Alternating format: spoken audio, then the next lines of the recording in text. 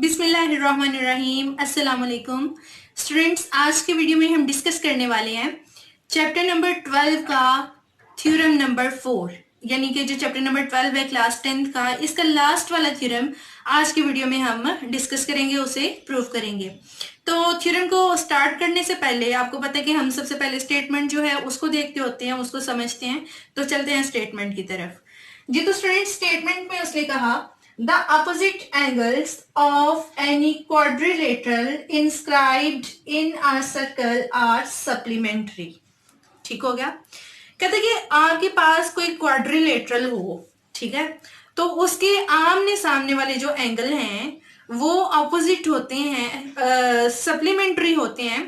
कब सप्लीमेंट्री होते हैं? जब वो क्वाड्रिलेटरल एक सर्कल के अंदर है, ठीक है ना, सर्कल में इंस्क्राइब की गई है।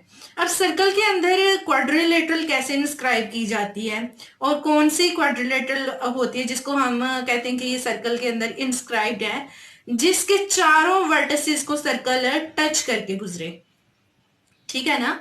अगर कोई सर्कल किसी क्वाड्रिलेटरल के चारों वर्टिसेस यानी कि चारों कोनों में से पास करे तो हम कहते हैं कि ये क्वाड्रिलेटरल जो है ये सर्कल में इंस्क्राइब की गई है, या फिर ये साइक्लिक क्वाड्रिलेटरल है, ठीक है ना। यानी उस क्वाड्रिलेटरल को हम साइक्लिक क्वाड्रिलेटरल भी कहते हैं। तो देखें जरा, हम फिर पहले फिगर बना लेते हैं, ठीक है, उसके बाद हम गिवन लिखेंगे और स्टार्ट करते हैं इसको। हमें सबसे पहले क्या चाहिए? Inscribed quadrilateral. तो ये हमारे पास एक सर्कल हमने पहले ले लिया। अब हम इसमें क्या करते हैं, एक क्वाड्रिलेटरल इंस्क्राइब कर लेते हैं।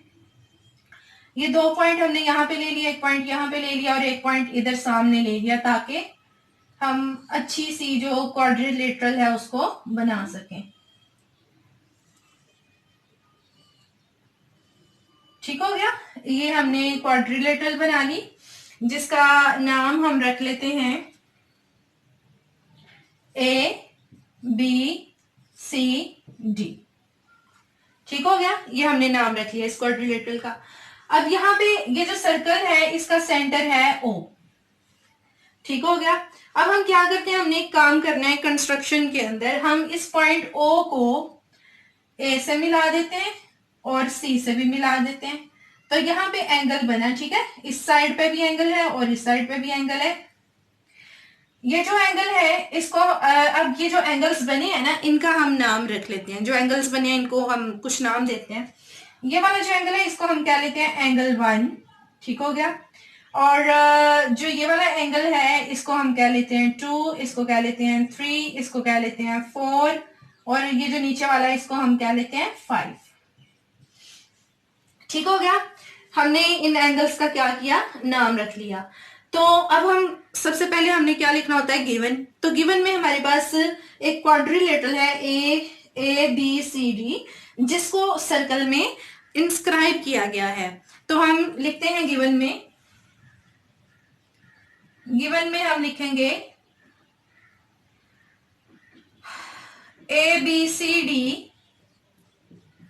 is a quadrilateral। ये क्वाड्रिलेटरल है, इंस्क्राइब्ड इन अ सर्कल, जिसको सर्कल में इंस्क्राइब किया गया है, inscribed in a circle with centre O। Centre O है हमारे इस सर्कल का, जो सेंटर है ना वो O है, तो हमने ये साथ में मेंशन कर दिया। अब स्टूडेंट्स, नेक्स्ट जो हमने लिखना होता है वो होता है टू प्रूव, यानी हमें प्रूव क्या करना है। तो हमें ये प्रूव करना है कि अपोजिट, इस क्वाड्रिलेटरल के अपोजिट एंगल्स, यानी जो आमने सामने एंगल हैं वो सप्लीमेंट्री हैं, यानी कि वो उनका जब आप ऐड करोगे तो 180 डिग्री के इक्वल आएगा। क्योंकि सप्लीमेंट्री एंगल्स का आपको पता है, ऐसे एंगल्स सप्लीमेंट्री होते हैं जिनको जब आप ऐड करो तो 180 आए, यानी जिनका सम 180 डिग्री के इक्वल होता है। तो देखिए स्टूडेंट्स, यहाँ पे अपोजिट एंगल है AC और BD। तो हम लिखेंगे measure angle A plus measure angle C is equal to 180 को हम लिख सकते हैं 2 राइट एंगल। ये लिख लिया। एक हमने ये स्टेटमेंट प्रूव करनी है और इसके साथ ही साथ हमने प्रूव करना है measure angle B plus measure angle D is equal to right angle. यानी ये दो स्टेटमेंट्स हमने प्रूव करनी है, तो इनको हमने लिख लिया टू प्रूफ में। अब हम लिखेंगे कंस्ट्रक्शन, यानी जो स्टेप हमने खुद से लिया। तो खुद से हमने क्या स्टेप लिया, हमने ओ को ए से ज्वाइन किया, ओ को सी से ज्वाइन किया और एंगल्स के नाम लिखे हैं। जी तो स्टूडेंट्स हम लिखते हैं ड्रा ओ ए, ओ को ए से ज्वाइन किया हमने, O A line segment draw किया, and O C. Right angle 1, angle 2, angle 3, angle 4, angle 5 and angle 6। ये हमारी कंस्ट्रक्शन है, यानी ये स्टेप हमने खुद से लिया था, तो इसको हमने लिखा कंस्ट्रक्शन में। अब जो अगला पार्ट है हमारा वो है प्रूफ का। तो अब हम लोग आ गए हैं प्रूफ पे। प्रूफ में आप लोगों को पता है कि हम प्रूफ जो है इसमें लिखते होते हैं, लेफ्ट साइड पे हम लिखते हैं स्टेटमेंट्स और जो राइट साइड है वहां पे हम लिखते होते हैं रीजन, यानी अपनी स्टेटमेंट की हम रीजन देते हैं। तो ये हमने स्टेटमेंट्स का क्वेश्चन बना लिया और ये बना लिया रीजन का। अब हम यहाँ पे जी तो स्टूडेंट्स प्रूफ में हमने पहले स्टेटमेंट लिखनी है, ठीक है। स्टेटमेंट्स जो है उनको लिखने के लिए यहाँ हमें डायग्राम जो है उस पर थोड़ा सा गौर करना है। अब डायग्राम में देखें स्टूडेंट्स, हमें दी गई हैं दो आर्क्स, एक है ये मेजर आर्क, ठीक है, ए डी सी, और एक माइनर आर्क है ए बी सी। अब हम ये जो आर्क ए डी सी है अगर इसके लिहाज से देखें, ठीक है, हम लिखते हैं स्टैंडिंग ऑन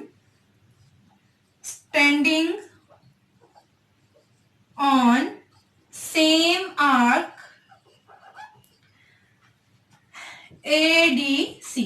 इस आर्क के लिहाज से जब हम देखते हैं ना students, arc A D C के लिहाज से, तो ये वाला जो एंगल है ये हमारे पास सेंट्रल एंगल है, यानी एंगल 2। तो हम लिखेंगे angle 2 is central angle whereas, ये वाला जो एंगल है, ठीक है, इस आर्क के लिहाज से अगर हम देखें तो एंगल बी हमारे पास सर्कम एंगल है, तो हम लिखेंगे angle B is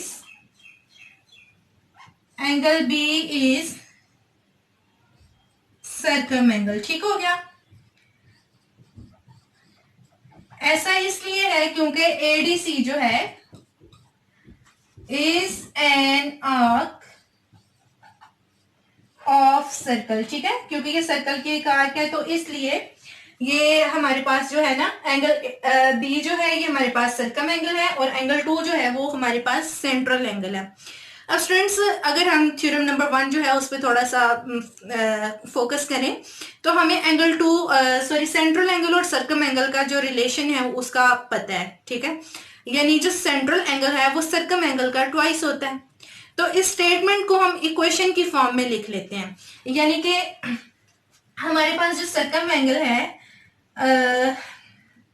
circum angle central angle का हाफ होगा, तो हम लिखते हैं सर्कम एंगल एंगल बी, यानी angle B is equal to half of central angle, तो सेंट्रल एंगल है हमारे पास एंगल 2, तो ये एंगल 2 का हाफ हो गया, ठीक है। इसको हम लिख लेते हैं equation number 1।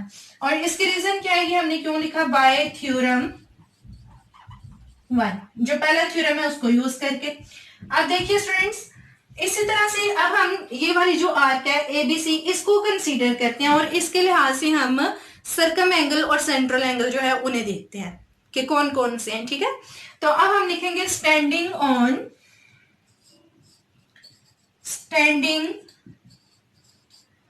On same arc, एक ही आर्क के लिहाज से आपने देखना है एबीसी के लिहाज से, same arc ABC.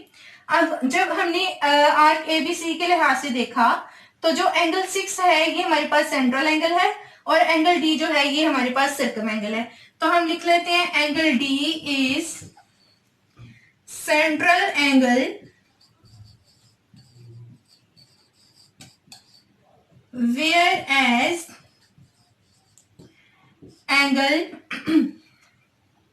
Angle D जो है ये हमारे पास है सर्कम एंगल, और एंगल 6 जो है ये हमारे पास सेंट्रल एंगल है। तो एंगल 6 इज सेंट्रल एंगल। और इसकी रीजन वही वाली जैसे एडीसी आर्क थी, तो उसके लिहाज से हमने ये स्टेटमेंट बना ली। इसी तरह से ये स्टेटमेंट हमने आर्क एबीसी को लेकर बनाया, तो हम यहाँ पे लिखेंगे रीजन में हम लिखेंगे ABC is an arc of circle. ठीक हो गया। तो जैसे हमने इस स्टेटमेंट को देख के ये क्वेश्चन बनाई थी, यानी जो पहला थ्योरम है उसको मद्देनजर रखते हुए, उसको फॉलो करते हुए ये हमने क्वेश्चन बनाई, क्वेश्चन नंबर 1। इसी तरह से हमने अब ये वाला जो हमारे पास सर्कम एंगल और सेंट्रल एंगल है, इन दोनों से भी हम इस तरह की क्वेश्चन बनाते हैं जी। तो स्टूडेंट्स एंगल डी जो है ये हमारे पास है सेंट्रल एंगल, तो ये हाफ होगा एंगल 6 का। तो हम लिखते हैं angle D is equal to half of angle 6। अब देखिए स्टूडेंट्स अब हम इसी क्वेश्चन को और इसी क्वेश्चन को ऐड कर लेते हैं 1 और 2 को। ठीक हो गया। तो हम लिखते हैं angle B plus angle D is equal to half of angle 2 plus half of angle 6। हमने क्या किया, हमने क्वेश्चन नंबर 1 एंड 2 को ऐड किया, तो यहां पे हम लिखेंगे एडिंग इक्वेशन नंबर 1 एंड 2। ठीक है ना। यानी हमने जो लेफ्ट हैंड साइड है उसको लेफ्ट हैंड साइड में ऐड किया है, और राइट हैंड साइड को हमने राइट हैंड साइड में ऐड किया। तो अब यहाँ पे देखिए स्टूडेंट्स, यहाँ पे हमारे पास 1/2 जो है वो दोनों में से कॉमन आ रहा है, तो 1/2 को हम कॉमन लेते हैं, और इसको लिखने के लिए ऊपर से थोड़ा सा बोर्ड मुझे साफ करना पड़ेगा।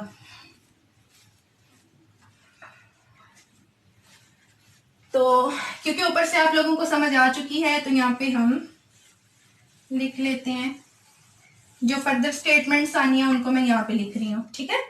तो जो हमारी लास्ट वाली स्टूडेंट्स जो हमारी स्टेटमेंट है, यहां से देखें, यहां से 1/2 और यहां से 1/2 कॉमन आ रहा है, इसको हम कॉमन निकालते हैं, और जो हमारे पास लेफ्ट हैंड साइड है उसको हमने ऐसे लिख देना है, यानी measure angle B plus measure angle D, इसको एज इट इज, और यहां से 1/2 हमने कॉमन लिया, तो ब्रैकेट के अंदर आ गया एंगल 2 प्लस एंगल 6।